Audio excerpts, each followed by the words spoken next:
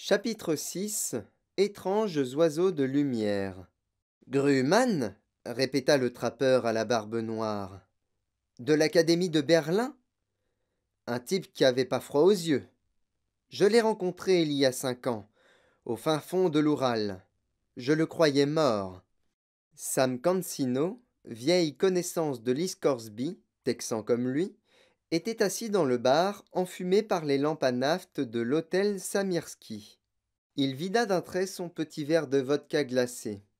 Du coude, il poussa l'assiette de poisson en saumure et de pain noir vers son ami Lee, qui en prit un petit morceau et fit un signe de tête à Sam pour l'inciter à continuer. Il avait marché dans un piège posé par ce dingue de Yakovlev, reprit le trappeur, et il avait la cuisse ouverte jusqu'à l'os.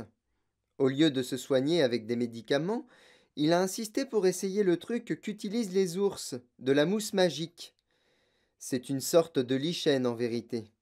Enfin bref, il était couché sur son traîneau, et quand il ne hurlait pas de douleur, il braillait des ordres à ses hommes. Ils effectuaient des relevés d'étoiles, et s'ils avaient le malheur de se tromper dans les calculs, il leur balançait des remarques bien senties. Il ne mâchait pas ses mots. C'était un type tout maigre, mais sacrément robuste.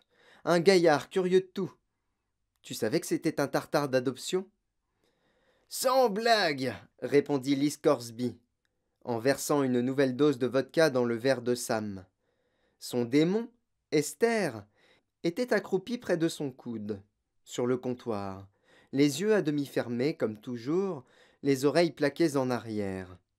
Lee était arrivé dans l'après-midi, porté jusqu'à Nova Zembla par les vents que les sorcières avaient sollicités, et aussitôt après avoir démonté et rangé son matériel, il s'était rendu à l'hôtel Samirski, non loin de l'usine de conditionnement de poissons. De nombreux vagabonds de l'Arctique y faisaient halte pour échanger des nouvelles, chercher un travail ou se laisser des messages. Lee Scoresby lui-même y avait passé plusieurs jours autrefois dans l'attente d'une mission, d'un passager ou d'un vent favorable. Sa présence en ces lieux n'avait donc rien d'exceptionnel. En outre, avec les grands changements qu'ils percevaient dans le monde autour d'eux, les gens éprouvaient le besoin de se réunir pour parler. Chaque jour qui passait apportait son lot de nouvelles. Le fleuve Lénisei n'était plus prisonnier des glaces, ce qui était anormal à cette époque de l'année. Une partie de l'océan s'était retirée, laissant apparaître d'étranges formations de pierres aux formes régulières. Un calmar d'une trentaine de mètres de long avait arraché 3 marins à leur bateau et les avait mis en pièces. Et le brouillard continuait à affluer du nord, épais et froid, parfois imbibé d'invraisemblables lumières, à l'intérieur desquelles on distinguait vaguement des formes imposantes, et on entendait des voix mystérieuses. Tout cela nuisait à la bonne marche du commerce. C'est pourquoi le bar de l'hôtel Samirski était bondé. Vous avez bien dit Grumman? Demanda l'homme qui était assis à côté d'eux au comptoir. Un type âgé, portant la tenue des chasseurs de phoques, et dont le démon, un lemming, sortit la tête de sa poche d'un air solennel. Vous avez raison, dit-il. C'était un tartare. J'étais là quand la tribu l'a adopté. Je l'ai vu se faire transpercer le crâne. Il portait un nom tartare. Attendez, ça va me revenir. Ça alors, dit Lee Scoresby. Permettez-moi que je vous offre un verre, l'ami. Je cherche à savoir ce qu'est devenu cet homme. De quelle tribu parlez-vous? Les Yenisei Paktar, au pied de la chaîne de Semyonov, pas loin d'une bifurcation entre le Yenisei et... Ah zut, j'ai oublié son nom, une rivière qui descend des collines. Il y a un bloc de roche de la taille d'une maison au débarcadère. Ah oui, oui, dit Lee. Je me souviens maintenant. J'ai survolé cet endroit. Et vous dites que Grumman s'était fait percer le crâne? Pour quelle raison? C'était un chaman, expliqua le chasseur de phoques.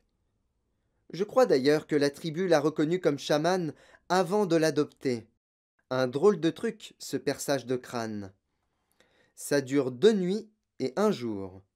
Ils font ça avec une sorte de forêt comme pour allumer un feu. Ah, voilà qui explique pourquoi son équipe lui obéissait au doigt et à l'œil, dit Sam Cancino. C'était la pire bande de vauriens que j'ai jamais vue. Et pourtant ils exécutaient ses ordres au quart de tour, comme des gamins qui ont peur de se faire gronder. Je crois que c'était à cause de ses jurons, mais s'il croyait que c'était un chaman, je comprends mieux. Il faut dire que la curiosité de ce type était aussi tenace que les mâchoires d'un loup. Il ne renonçait jamais. Il m'obligeait à lui raconter tout ce que je savais. Le moindre truc concernant cette région, ou les habitudes des gloutons et des renards, par exemple. Je peux vous assurer qu'il souffrait le martyre à cause de cette saleté de piège de Yakovlev. Il avait la jambe ouverte et malgré ça, il notait les résultats des relevés d'étoiles. Il prenait sa température, il regardait la croûte se former. Il prenait des notes sur tout et n'importe quoi. Un drôle de type. Je sais qu'une sorcière a voulu devenir sa maîtresse, mais il l'a rembarrée. Ah bon? S'étonna Lee, en repensant à la beauté de Serafina Pekkala. Il n'aurait pas dû, déclara le chasseur de phoques. Quand une sorcière vous offre son amour, vous avez intérêt à l'accepter. Sinon, c'est votre faute s'il vous arrive des malheurs ensuite. C'est comme si vous étiez obligé de faire un choix entre une bénédiction ou une malédiction. Impossible de ne pas choisir l'une ou l'autre. Il avait peut-être une raison, dit Lee. S'il avait un peu de bon sens, fallait que ce soit une bonne raison. C'était un homme entêté, dit Sam Cansino. Peut-être voulait-il rester fidèle à une autre femme, suggéra Lee. On raconte autre chose à son sujet. J'ai entendu dire qu'il connaissait la cachette d'un objet magique capable de protéger quiconque le possédait. J'ignore de quoi il s'agit au juste. Vous avez entendu cette histoire, vous aussi? Oui, j'en ai entendu parler, dit le chasseur de phoques. Un jour, un homme a voulu l'obliger à parler, mais Grumman l'a tué. Et son démon? Il était étrange, lui aussi, ajouta Sam Cansino. C'était un aigle noir avec la tête et le cou blanc. Une espèce que j'avais jamais vue de ma vie, et j'ai aucune idée de son nom. C'était un balbuzard, déclara le barman qui écoutait leur conversation. Vous parlez de Stan Grumman? Son démon, c'était un balbuzard, un aigle pêcheur. Qu'est donc devenu Grumman? Interrogea Lee Scoresby. Oh, il s'est retrouvé embarqué dans les guerres des Skrellings, tout là-bas à Beringland. Aux dernières nouvelles, il avait été tué d'un coup de fusil, répondit le chasseur de phoques. Ah, j'ai entendu dire qu'on l'avait décapité, dit Lee Scoresby. Vous vous trompez tous les deux, déclara le barman. Je le sais car j'ai appris ce qui s'était passé de la bouche d'un Inuit qui était avec lui. Apparemment, ils avaient planté leur tente quelque part sur l'île Sakhaline. Et il y a eu une avalanche.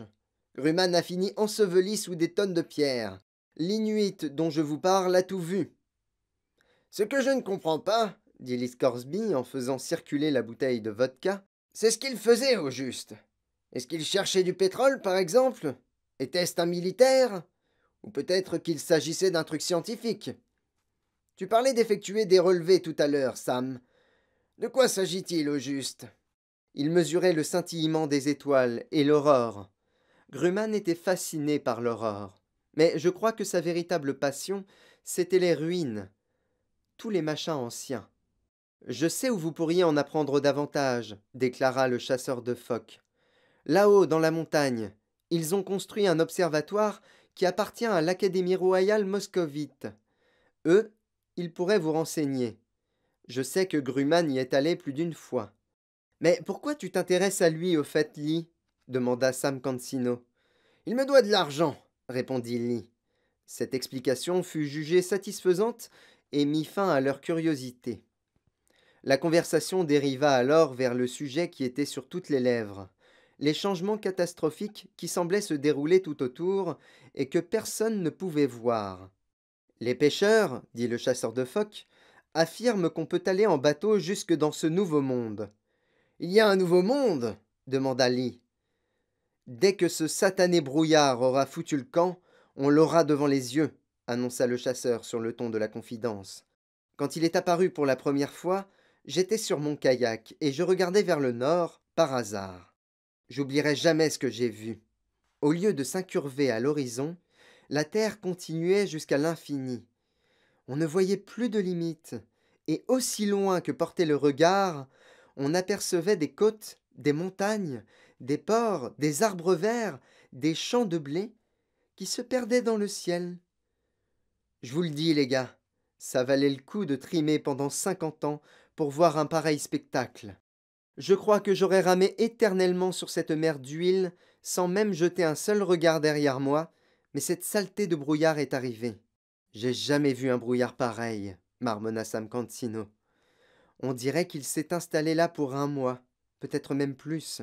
En tout cas, si tu espérais extorquer du fric à Stanislaus Grumman, laisse tomber, Ellie. Ce type est mort. Ça y est, j'ai retrouvé son nom de Tartare, s'exclama le chasseur de phoques. Je me souviens comment il l'appelait pendant qu'il lui perçait le crâne. Ça ressemblait à Jopari. Jopari? J'ai jamais entendu un nom pareil, dit Lee. C'est peut-être japonais. Bref, si je veux récupérer mon argent, je pourrais essayer de retrouver ses héritiers pour leur réclamer mon dû. À moins que l'Académie de Berlin accepte d'éponger sa dette. J'irai à l'observatoire pour leur demander s'ils savent où je pourrais m'adresser.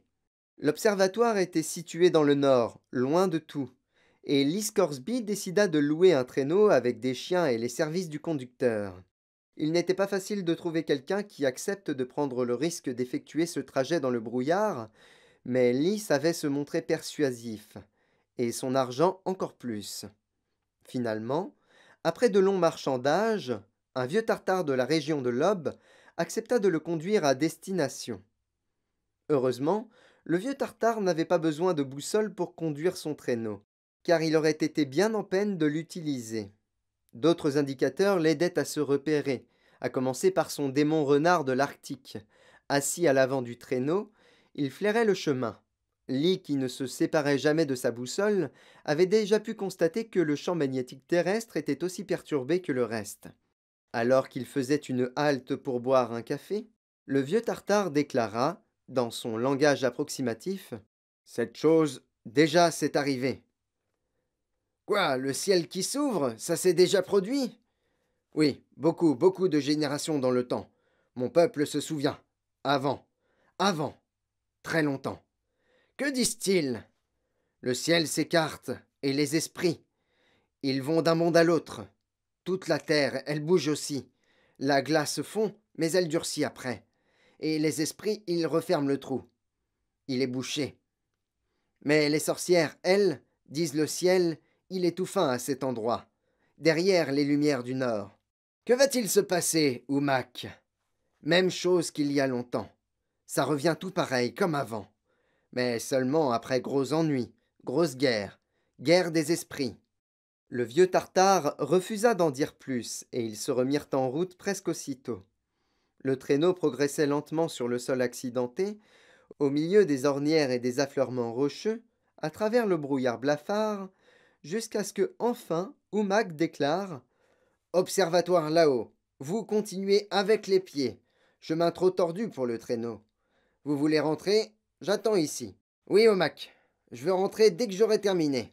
Fais-toi un bon feu, l'ami, et repose-toi, j'en ai pour 3 ou 4 heures. » Lee Scoresby se mit en route avec son démon Esther blotti sous son manteau. Après une demi-heure d'ascension difficile, il découvrit tout à coup au-dessus de lui, lorsque le brouillard se leva momentanément, un ensemble de bâtiments qui semblaient avoir été déposés là par la main d'un géant. Lee apercevait le dôme de l'observatoire principal, un autre dôme plus petit à l'écart, et entre les deux, un groupe de bâtiments administratifs et de logements. Aucune lumière n'était visible, car les fenêtres étaient obstruées en permanence pour ménager l'obscurité nécessaire au télescope. Quelques minutes après son arrivée, Lee discutait déjà avec un groupe d'astronomes impatients d'entendre les nouvelles dont il était porteur. Peu de scientifiques sont aussi frustrés que des astronomes dans le brouillard. Lee leur raconta tout ce qu'il avait vu, et lorsqu'ils eurent épuisé toutes leurs questions, il les interrogea à son tour au sujet de Stanislaus Grumman. Les astronomes n'avaient pas eu de visite depuis des semaines, et ils avaient visiblement envie de bavarder. Grumman? Je veux bien vous parler de lui, dit le directeur. C'était un Anglais malgré son nom. Je me souviens. Absolument pas, dit son assistant. Il appartenait à l'Académie impériale germanique. Je l'ai connu à Berlin. Je suis sûr qu'il était allemand. Non, non, il était anglais, je vous dis. Il parlait cette langue à la perfection, déclara le directeur. Mais je suis d'accord, il était membre de l'Académie de Berlin. Il était géologue. Vous vous trompez, dit quelqu'un d'autre. Il s'intéressait à la Terre, mais pas en tant que géologue. J'ai eu une longue conversation avec lui un jour. Grumman était ce qu'on pourrait appeler un paléo-archéologue. Les 5 hommes étaient assis autour de la même table, dans la grande pièce qui leur servait de salle commune, de salon et de salle à manger, de salle de détente aussi, entre autres. 2 d'entre eux étaient des moscovites, un autre était polonais, un autre yoruba, et le dernier était un Skraeling. Lee Scoresby sentait que cette petite communauté se réjouissait d'avoir un visiteur, car il apportait de nouveaux sujets de conversation. Le Polonais avait été le dernier à s'exprimer, mais le Yoruba lui coupa la parole. Pourquoi dites-vous paléo-archéologue? Par définition, un archéologue s'intéresse à ce qui est vieux. À quoi bon ajouter un mot qui veut dire vieux lui aussi? Son champ d'étude remontait beaucoup plus loin dans le temps qu'on peut l'imaginer. Voilà pourquoi, répliqua le Polonais. Il cherchait des vestiges de civilisation vieille de 20 ou 30 000 ans. Baliverne! S'exclama le directeur. Cet homme s'est moqué de vous. Des civilisations vieilles de 30 000 ans, dites-vous? Laissez-moi rire. Où sont les preuves? Sous la glace, répondit le Polonais. Justement. D'après Grumman, le champ magnétique terrestre s'est modifié de manière spectaculaire à plusieurs reprises par le passé, et l'axe de la Terre s'est déplacé, si bien que des zones tempérées ont été prises sous les glaces. Comment? Demanda le Yoruba. Oh, Grumman avait une théorie très complexe à ce sujet. En gros, les preuves de l'existence de civilisations très anciennes étaient depuis longtemps enfouies sous la glace. Il prétendait posséder des photogrammes montrant des formations rocheuses insolites. Ah, c'est tout, ironisa le directeur. Je répète simplement ses propos. Je ne cherche pas à le défendre, dit le Polonais. Depuis quand connaissez-vous Grumman, messieurs? Interrogea Lee Scoresby. Voyons voir, dit le directeur. Je l'ai rencontré pour la première fois il y a 7 ans. Il s'était fait un nom 1 an ou 2 avant, en publiant un article sur les variations du pôle magnétique, ajouta le Yoruba. Mais il a surgi de nulle part. Je veux dire par là que personne ne l'avait connu en tant qu'étudiant. Personne n'avait jamais lu ses travaux antérieurs. La conversation se poursuivit ainsi pendant quelques instants encore. Les astronomes évoquèrent des souvenirs et formulèrent des hypothèses concernant le sort de Grumman, même si la plupart pensaient qu'il était certainement mort. Profitant de ce que le Polonais s'était levé pour faire du café, le démon lièvre de Lee, Esther, lui glissa à l'oreille « Observe le Skraeling ». Le Skraeling avait très peu parlé depuis le début de la conversation. Sans doute était-il d'un naturel taciturne, pensait Lee, mais sur les conseils de Esther, il profita d'un temps mort dans la discussion pour observer le démon de cet homme, une chouette blanche qui le foudroyait de ses yeux oranges. Les chouettes avaient toujours cette tête-là, se dit le Texan, et elles avaient l'habitude de fixer les gens. Mais Esther avait raison. Il y avait chez ce démon une hostilité et une méfiance qui n'apparaissaient pas sur le visage du Skraeling. Lee remarqua alors autre chose. Le Skraeling portait une bague frappée du symbole de l'Église. Et soudain, il comprit la raison de son silence. Chaque centre de recherche philosophique devait, paraît-il, recueillir dans son équipe un représentant du magisterium, qui faisait office de censeur pour toutes les découvertes jugées hérétiques. Ayant fait cette déduction et repensant à autre chose qu'avait dite la petite Lyra, Lee demanda « Dites-moi, messieurs, sauriez-vous par hasard si Grumman s'intéressait également au problème de la poussière ?» Immédiatement, le silence s'abattit sur la petite pièce, à l'atmosphère étouffante, et l'attention de chacun se porta sur le Skraeling, bien que personne n'osât le regarder en face. Lee savait que Esther, son démon, conserverait une expression impénétrable, les yeux à demi clos, les oreilles plaquées en arrière, et lui-même adopta un air de parfaite innocence pour passer en revue les visages qui l'entouraient. Finalement, il s'arrêta sur le Skraeling et dit « Pardonnez-moi, aurais-je fait allusion à un sujet tabou ?» Le Skraeling répondit par une autre question. « Où avez-vous entendu parler de cette chose, monsieur Scoresby ?» Un passager à qui j'ai fait traverser l'océan il y a quelque temps m'en a parlé, répondit Lee, avec une parfaite décontraction. Il ne m'a pas expliqué de quoi il s'agissait exactement, mais il m'a semblé que c'était le genre de chose qui aurait pu intéresser le docteur Grumman. J'ai cru comprendre que c'était une sorte de manifestation céleste, comme l'aurore, Mais j'étais surpris car, en tant qu'aéronaute, je connais bien le ciel, et je n'avais jamais rencontré ce phénomène. De quoi s'agit-il d'ailleurs? Vous l'avez dit, c'est un phénomène céleste, répondit le Skrelling, sans aucun intérêt pratique. Lee décida que le moment était venu de prendre congé. Il n'avait rien appris et il ne voulait pas faire attendre Oumak. Abandonnant les astronomes à leur observatoire noyé dans le brouillard, il redescendit le chemin escarpé à l'aveuglette en suivant son démon dont les yeux étaient plus près du sol. Alors qu'il marchait depuis une dizaine de minutes seulement, quelque chose lui frôla la tête dans le brouillard et fondit sur Esther. Le démon chouette du Skrelling. Heureusement, Esther l'avait senti venir et il se plaqua au sol juste à temps. Les serres de la chouette le manquèrent de peu. Esther savait se défendre. Il possédait des griffes acérées lui aussi. C'était un démon courageux et résistant. Lee songea que le Skrelling lui-même ne devait pas être loin. Il dégaina son pistolet fixé à sa ceinture. Derrière toi, Lee lui cria Esther. Le Texan fit volte-face et se jeta à terre au moment où une flèche sifflait au-dessus de son épaule. Il riposta aussitôt en ouvrant le feu. Le Skrelling s'effondra avec un grognement sauvage, touché à la cuisse. Presque immédiatement, son démon chouette tournoya au-dessus de lui dans un battement d'ailes silencieux et se posa à ses côtés de manière pataude, à moitié couché dans la neige. Il s'efforça de replier ses ailes. Lee Scoresby arma le chien de son pistolet et approcha le canon de la tête de l'homme. Espèce d'imbécile rugit-il. Pourquoi avez-vous fait ça? Vous ne comprenez donc pas que nous sommes dans le même bateau maintenant, avec ce qui se passe dans le ciel? C'est trop tard, répondit le Skrelling. Trop tard pour quoi? Trop tard pour revenir en arrière. J'ai envoyé un oiseau messager. Le magisterium sera averti de vos recherches et il sera ravi au sujet de Grumman. Ravi de quoi? De savoir que d'autres personnes le cherchent. Cela confirme ce que nous pensions et prouve que d'autres personnes connaissent l'existence de la poussière. Vous êtes un ennemi de l'Église, Scoresby. À leurs fruits, tu les reconnaîtras.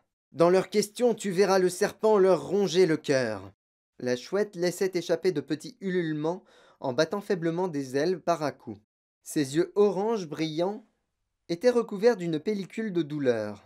Une tache rouge s'élargissait dans la neige autour du Skrelling. Malgré la pénombre due au brouillard épais, Lee Scoresby voyait bien que l'homme allait mourir. Ma balle a certainement sectionné une artère, dit-il. Lâchez ma manche que je puisse vous faire un garrot. Non, répondit le Skrelling avec force. Je suis bien heureux de mourir. Je recevrai la palme des martyrs.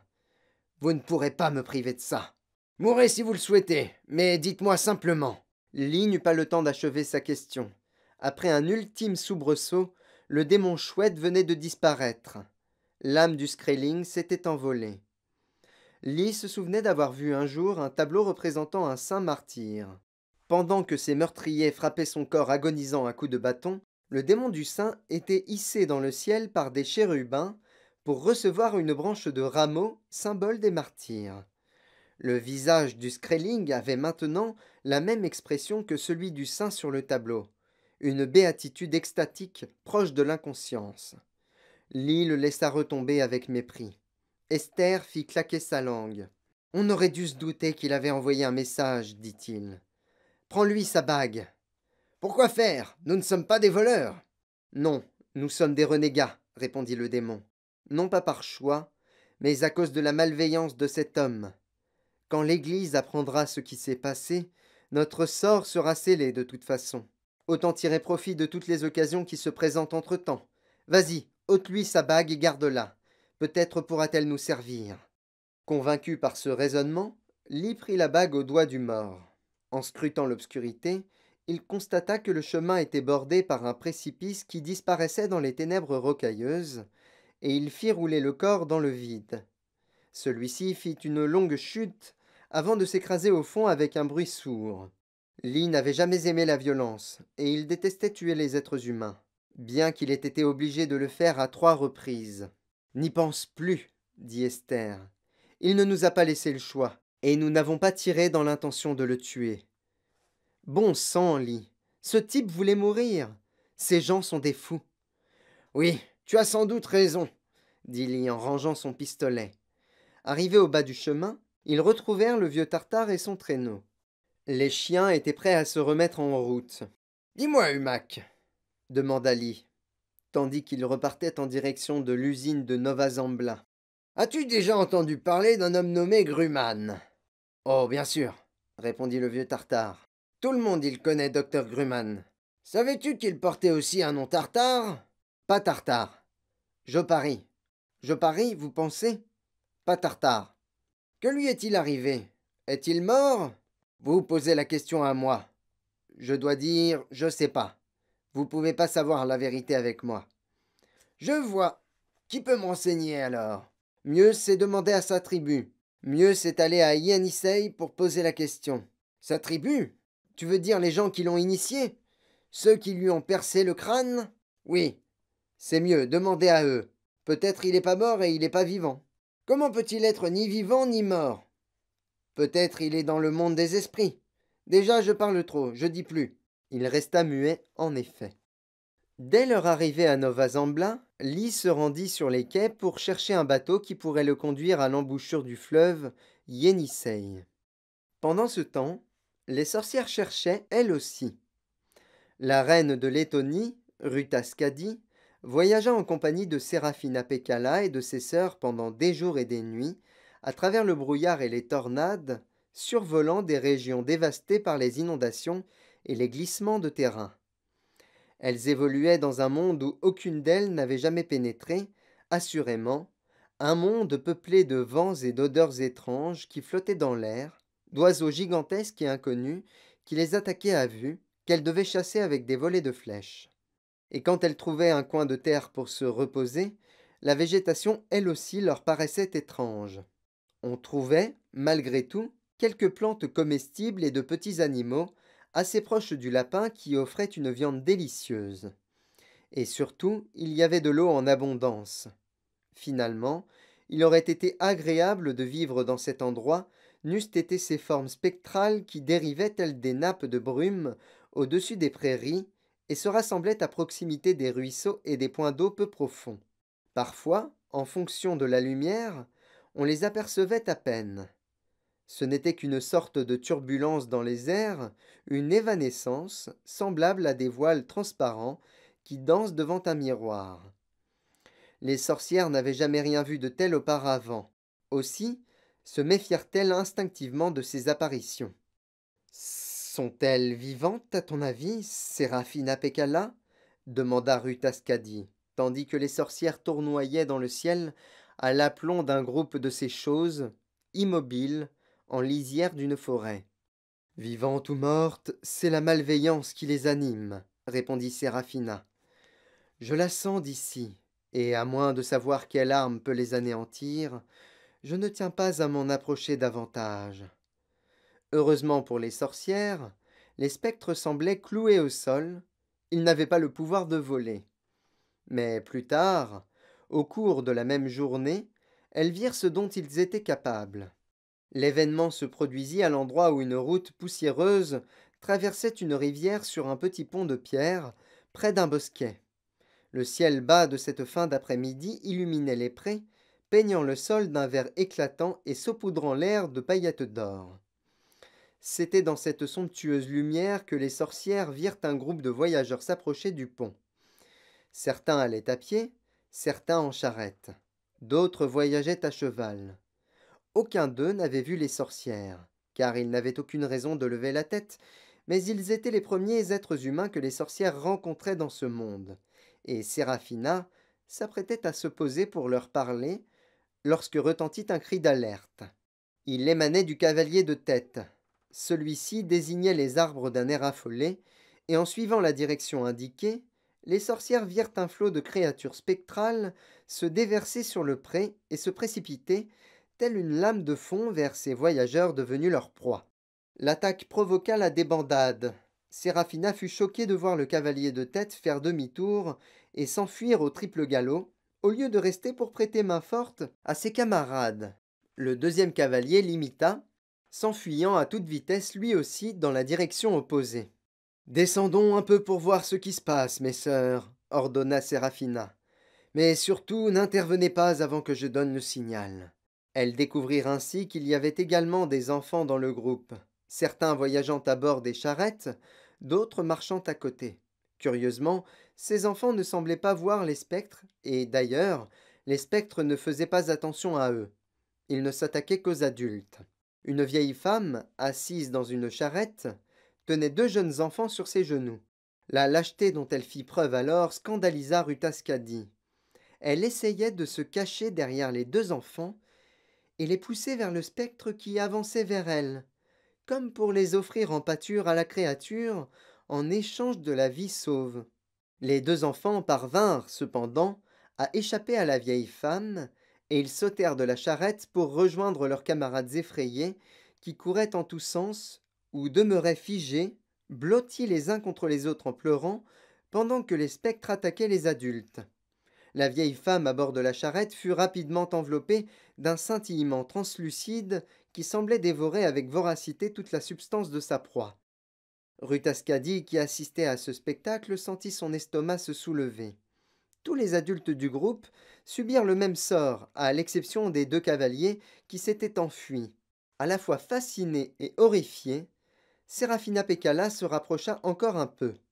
Un père et son jeune enfant avaient tenté de franchir la rivière à gué pour échapper aux créatures, mais l'une d'elles les avait rattrapés, et tandis que l'enfant s'accrochait aux épaules de son père en pleurant, l'homme s'immobilisa tout à coup au milieu du cours d'eau, pétrifié et impuissant.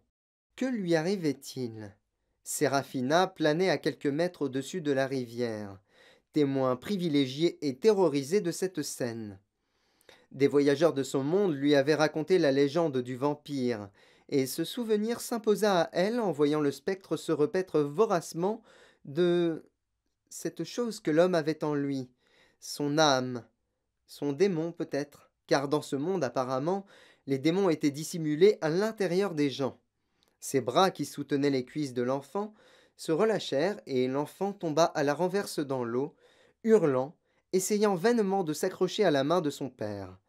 Mais l'homme se contenta de tourner lentement la tête pour regarder avec une complète indifférence son jeune fils se noyer à ses côtés. C'en était trop pour Séraphina. Elle plongea vers la rivière pour arracher l'enfant à l'eau bouillonnante. Au même moment, Rutascadi s'écria: Attention, ma sœur, derrière toi! Pendant un court instant, Séraphina sentit une effroyable sensation d'engourdissement près de son cœur. Elle tendit la main vers Rutascadi, qui s'empressa de l'éloigner du danger. Les deux sorcières reprirent de l'altitude. L'enfant paniqué s'accrochait avec ses ongles à la taille de Séraphina, qui vit derrière elle le spectre semblable à une nappe de brume tournoyante au-dessus de l'eau, chercher désespérément la proie qui lui avait échappé. Rutascadi lui décocha une flèche sans le moindre effet. Séraphina déposa l'enfant sur la rive, car, apparemment, il n'avait rien à redouter des spectres, et les sorcières reprirent de l'altitude. Le petit groupe de voyageurs s'était arrêté pour de bon. Les chevaux broutaient l'herbe ou secouaient la tête pour chasser les mouches. Les enfants criaient et pleuraient, certains s'étreignaient en contemplant la scène de loin. Tous les adultes étaient pétrifiés comme des statues. Ils avaient les yeux ouverts, certains étaient encore debout, mais la plupart s'étaient assis, et une effroyable immobilité pesait sur eux. Alors que s'enfuyaient les derniers spectres rassasiés, Séraphina redescendit et vint se poser devant une femme assise dans l'herbe, une femme robuste avec de grosses joues rouges et de longs cheveux blonds brillants. Femme, dit Séraphina. Pas de réponse. M'entends-tu, femme? Me vois-tu? Séraphina la saisit par l'épaule et la secoua. Au prix d'un gigantesque effort, semblait-il, la femme leva enfin la tête. Elle paraissait ne pas avoir conscience des événements. Son regard était vide, et quand la sorcière lui pinça la peau de l'avant-bras pour la faire réagir, elle baissa simplement les yeux, très lentement, puis regarda ailleurs. Pendant ce temps, les autres sorcières faisaient le tour des charrettes éparpillées pour s'occuper des victimes désemparées.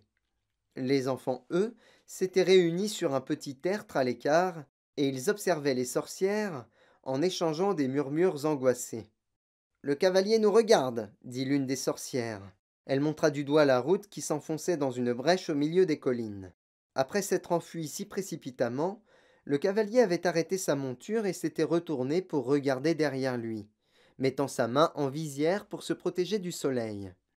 Allons lui parler, déclara Séraphina, et elle jaillit dans les airs. En dépit de sa réaction face au spectre, cet homme n'était assurément pas un lâche. Voyant approcher les sorcières, il s'empara du fusil qu'il portait en bandoulière et éperonna son cheval pour regagner le pré où il pourrait plus aisément se mouvoir et faire feu. Mais Séraphina Pécala se posa en douceur et tendit son arc devant elle avant de le déposer à ses pieds. Même si les gens d'ici n'avaient pas coutume de faire ce geste, se dit-elle, sa signification était suffisamment évidente. L'homme abaissa le canon de son fusil et attendit, regardant alternativement Séraphina et les autres sorcières, et leurs démons également, qui tournoyaient dans le ciel au-dessus de leur tête. Des femmes, jeunes et téméraires, vêtues de lambeaux de soie noire et sillonnant les airs sur des branches de sapin, une telle chose n'existait pas dans son monde. Malgré tout, il leur faisait face avec une calme assurance. En s'approchant, Séraphina découvrit son visage marqué de tristesse. Il donnait néanmoins une impression de force. Difficile d'imaginer que cet homme avait pris ses jambes à son cou pour s'enfuir pendant que l'on massacrait ses compagnons. Qui êtes-vous demanda-t-il. Je m'appelle Séraphina Pécala. Je suis la reine des sorcières du lac Enara, qui se trouve dans un autre monde. Et toi, comment t'appelles-tu? Joachim Lorenz. Des sorcières, dites-vous. Vous faites donc commerce avec le diable? Cela ferait-il de nous tes ennemis? L'homme réfléchit, et finalement il posa son fusil sur ses cuisses. Autrefois peut-être, répondit-il, mais les temps ont changé. Pourquoi êtes-vous venu dans ce monde? Parce que les créatures ont changé, justement. Quelles sont donc ces créatures qui ont attaqué votre groupe? L'homme parut surpris par cette question. Vous ne connaissez pas les spectres? Nous n'en avons jamais rencontré dans notre monde. En te voyant fuir comme un lâche, nous avons été choqués. Maintenant je comprends. Il n'existe aucun moyen de défense contre les spectres, expliqua Joachim Lorenz. Seuls les enfants sont épargnés. Chaque groupe de voyageurs doit comporter un homme et une femme à cheval. C'est la loi. Et à la moindre alerte, ils doivent agir comme nous l'avons fait, car sinon il ne resterait personne pour s'occuper des enfants ensuite. La situation est tragique. Les villes sont maintenant envahies de spectres, alors qu'autrefois, il n'était jamais plus d'une douzaine à la fois. Rutascadie scrutait les environs. Elle vit le deuxième cavalier revenir vers les charrettes et constata qu'il s'agissait en effet d'une femme. Les enfants se précipitèrent à sa rencontre. « Dites-moi ce que vous cherchez, » demanda Joachim Lorenz. « Vous n'avez pas répondu à ma question. Vous n'êtes pas venu ici sans raison. Répondez-moi. » Nous sommes à la recherche d'une enfant, expliqua Séraphina. Une fillette de notre monde. Elle se nomme Laïra Bellaka et se fait appeler Laïra par le d'or. Mais comment savoir où elle se trouve dans ce monde? Vous n'auriez pas aperçu une fillette différente des autres, seule? Non. Mais l'autre soir nous avons vu des anges. Ils se dirigeaient vers le pôle. Des anges? Des escadrons entiers, armés et étincelants. Depuis quelques années, ils sont devenus plus rares, mais du temps de mon grand-père, ils traversaient souvent ce monde, à l'en croire du moins. Mettant sa main en visière, il observa les charrettes éparpillées, les voyageurs immobilisés en contrebas. La cavalière était descendue du cheval et tentait de rassembler les enfants. Séraphina avait suivi son regard. Elle demanda « Si nous campons avec vous cette nuit et montons la garde contre les spectres, nous parleras-tu de ton monde et de ces anges que tu as vus? Marché conclu. Suivez-moi. » Les sorcières aidèrent à transporter les charrettes un peu plus loin sur la route, de l'autre côté du petit pont de pierre, loin du bosquet d'où avaient jailli les spectres. Il fallut abandonner les adultes pétrifiés à l'endroit même où ils s'étaient figés. Si douloureux que fut le spectacle de ces jeunes enfants s'accrochant à une mère qui ne réagissait plus à leurs sollicitations, ou tirant la manche d'un père qui restait muet, le regard vide. Les plus petits ne comprenaient pas pourquoi ils devaient quitter leurs parents. Les plus âgés, dont certains avaient déjà perdu un parent ou assisté à pareille scène, affichaient un air lugubre et ne disaient mot. Séraphina prit dans ses bras le petit garçon qui était tombé dans la rivière. Il réclamait son père en hurlant, les bras tendus par-dessus l'épaule de la sorcière vers cet homme silencieux, toujours planté au milieu de l'eau, indifférent. Séraphina sentit couler les larmes de l'enfant sur sa peau nue. La cavalière, qui portait un épais pantalon de toile et chevauchait comme un homme, n'adressa pas la parole aux sorcières. Sa mine était sévère. Elle faisait avancer les enfants en leur parlant d'un ton sec, sans se soucier de leurs pleurs. Le soleil couchant baignait l'atmosphère d'une lueur dorée qui soulignait chaque détail avec douceur. Et dans cette lumière, les visages des enfants, ceux de l'homme et de la femme également, paraissaient immortels, puissants et beaux. Un peu plus tard, alors que les braises du feu de camp rougeoyaient au milieu d'un cercle de pierres couvertes de cendres, que les hautes collines s'étendaient paisiblement sous la lune, Joachim Lorenz raconta à Serafina Pekkala et Ruta Skadi l'histoire de son monde. Jadis, c'était un monde heureux, expliqua-t-il. Les villes étaient vastes et élégantes, les champs bien labourés et fertiles. Des navires marchands parcouraient les océans en tous sens. Les pêcheurs sortaient de l'eau des filets débordant de morues et de thons, de bars et de mulets. Les forêts regorgeaient de gibier, et aucun des enfants ne souffrait de la faim. Dans les cours et sur les places des grandes villes, les ambassadeurs du Brésil et du Bénin, d'Irlande et de Corée, côtoyaient les marchands de tabac, les comédiens de Bergame ou les vendeurs de porte-bonheur. À la nuit tombée, des amants masqués se retrouvaient sous les colonnades ornées de roses ou dans les jardins éclairés par des lanternes. Dans l'air flottait le parfum du jasmin et la musique cristalline des mandarones. Stupéfaites, les sorcières écoutaient cette description d'un monde si semblable au leur et en même temps si différent. Mais les choses ont mal tourné, ajouta Joachim. Il y a 300 ans, le drame s'est produit. Certains pensent que les philosophes de la guilde de la Torre degli Angeli, la tour des anges, située dans la ville que nous venons de quitter, en sont responsables. D'autres affirment qu'il s'agit d'un châtiment infligé à cause d'un grand péché. Mais personne n'a jamais réussi à s'entendre sur la nature de ce péché. Toujours est-il que tout à coup, les spectres ont jailli de nulle part et depuis, nous sommes assaillis. Vous avez vu de quoi ils sont capables. Imaginez un peu la vie dans un monde où rôdent des spectres. Comment pourrions-nous prospérer alors que plus rien n'est assuré de durer? À tout moment, un père ou une mère peut être pris par ces créatures et la famille se désintègre.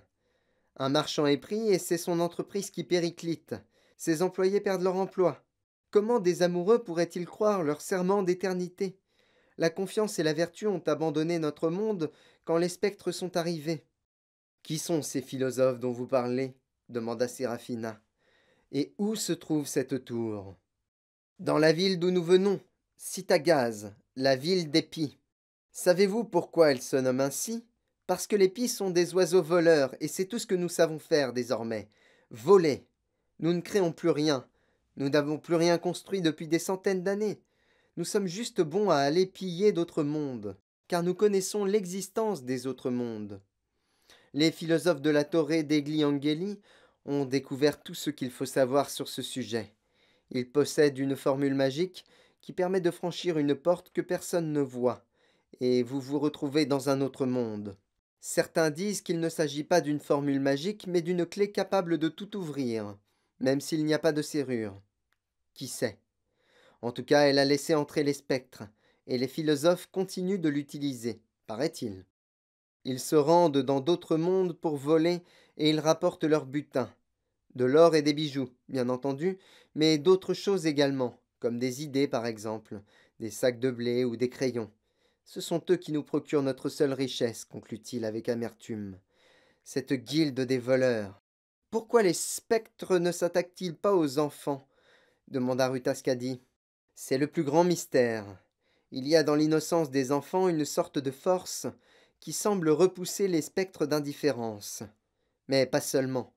En fait, les enfants ne les voient même pas, sans qu'on sache pour quelle raison. Nous n'avons jamais compris. Évidemment, les orphelins victimes des spectres sont nombreux, comme vous pouvez l'imaginer. Des enfants dont les parents ont été pris. Ils se regroupent en bandes et parcourent le pays. Parfois, ils se font engager par des adultes pour aller chercher des provisions dans une zone infestée de spectres, ou bien ils voyagent au hasard en subsistant comme ils peuvent. Voilà à quoi ressemble notre monde. Nous avons réussi à survivre malgré ce fléau. Les spectres sont de véritables parasites. Ils ne tuent pas leur proie, ils se contentent de les vider de leur substance vitale.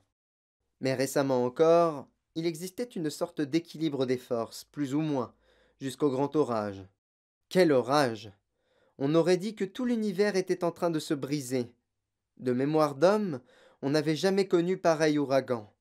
Ensuite est apparu un brouillard qui a duré plusieurs jours, et recouvert tous les endroits que je connais dans ce monde. Personne ne pouvait plus voyager.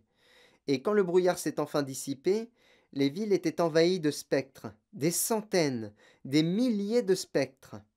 Alors nous avons fui dans les collines et vers la mer, mais il n'est plus possible désormais de leur échapper. Et où que nous allions, vous avez pu vous en apercevoir. À votre tour maintenant, parlez-moi de votre monde et expliquez-moi pourquoi vous l'avez quitté pour venir dans celui-ci. Séraphina lui raconta ce qu'elle savait en toute franchise. Joachim était un homme honnête, et elle n'avait rien à lui cacher. Il l'écouta attentivement en secouant la tête d'un air abasourdi, et quand elle eut terminé son récit, il dit Je vous ai parlé du pouvoir que possèdent, paraît-il, nos philosophes, celui d'ouvrir les portes d'autres mondes. Eh bien, certaines personnes pensent que parfois, ils laissent une porte ouverte par inadvertance. Je ne serais pas surpris si des voyageurs, venus d'autres mondes, parvenaient jusqu'ici de temps à autre. Après tout, nous savons bien que les anges passent par ici. Les anges, dit Séraphina. Tu les as évoqués tout à l'heure. Nous n'en avons jamais entendu parler. De quoi s'agit-il? Vous voulez que je vous parle des anges, dit Joachim Lorenz. Très bien. Eux-mêmes se nomment Bene Elim, paraît-il. Certains les appellent les guetteurs. Ce ne sont pas des êtres de chair comme nous. Ce sont de purs esprits. Ou peut-être que leur chair est plus fine que la nôtre, plus légère et plus claire, je n'en sais rien. En tout cas, ils ne sont pas comme nous. Ils transportent des messages venus du ciel, telle est leur mission. Parfois, on les aperçoit quand ils traversent ce monde pour se rendre dans un autre, brillants comme des lucioles très haut dans le ciel. Quand la nuit est calme, on entend même les battements de leurs ailes. Leurs préoccupations sont différentes des nôtres. Mais il y a fort longtemps, ils sont descendus sur terre pour nouer des contacts avec les hommes et les femmes et s'accoupler avec nous, disent certains. Quand le brouillard est apparu, juste après le grand orage, je me suis retrouvé coincé dans les collines derrière la ville de Santelia, tandis que je rentrais chez moi. Je me suis réfugié dans une bergerie, au bord d'un ruisseau, près d'une forêt de bouleaux.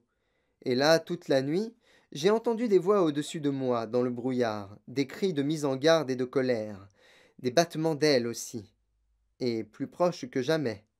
Un peu avant l'aube, j'ai entendu des bruits de bataille, le sifflement des flèches, le fracas des épées.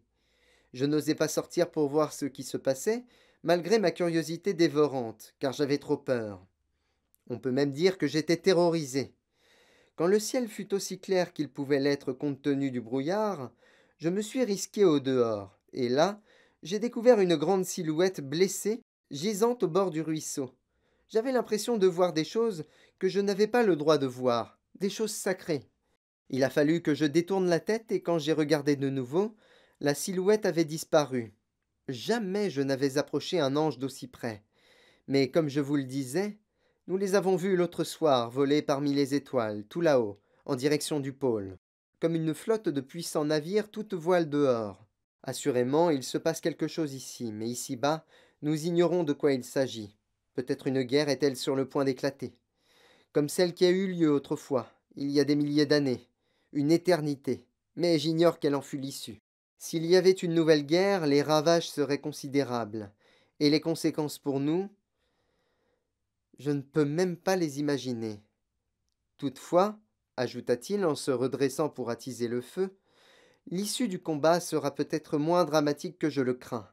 Peut-être une guerre dans les cieux parviendra-t-elle à chasser tous les spectres de ce monde et à les renvoyer dans les enfers d'où ils sont sortis. Quel bienfait ce serait! Nous pourrions enfin vivre heureux, libérés de cet effroyable fléau. Malgré ces paroles enthousiastes, Joachim Lorenz contemplait le feu d'un air sombre. La lumière dansante jouait sur son visage aux traits puissants. On n'y lisait que la tristesse et le désespoir. Rutascadi prit la parole pour demander Joachim, tu dis que ces anges volaient vers le pôle. Pour quelle raison, à ton avis? Est-ce là que se trouve le paradis? Je l'ignore. Je ne suis pas un homme instruit, vous l'aurez remarqué, Mais au nord de notre monde se trouve, dit-on, la demeure des esprits. Si les anges voulaient se rassembler, c'est là qu'ils iraient. Et s'ils décidaient de se lancer à l'attaque du paradis, je pense que c'est également là qu'ils construiraient leur forteresse. Il leva les yeux et les sorcières suivirent son regard. Les étoiles qui brillaient dans ce monde étaient les mêmes que dans le leur. La voie lactée scintillait sur la voûte du ciel et d'innombrables points lumineux parsemaient l'obscurité, rivalisant presque avec l'éclat de la lune. Joachim, demanda Séraphina, as-tu entendu parler de la poussière? La poussière?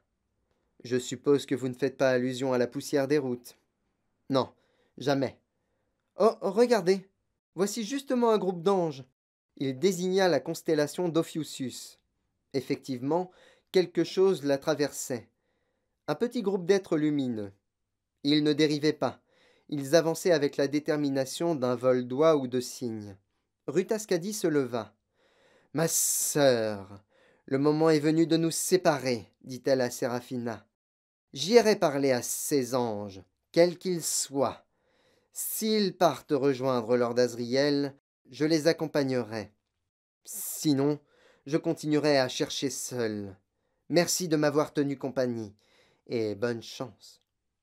Les deux sorcières s'embrassèrent, puis Rutascadie s'empara de sa branche de sapin pour s'élancer dans les airs.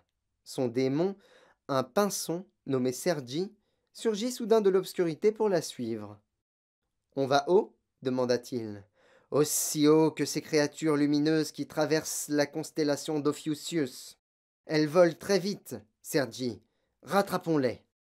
Plus rapide que les étincelles qui jaillissent d'un bûcher, Rutascadie et son démon montèrent en flèche vers les cieux.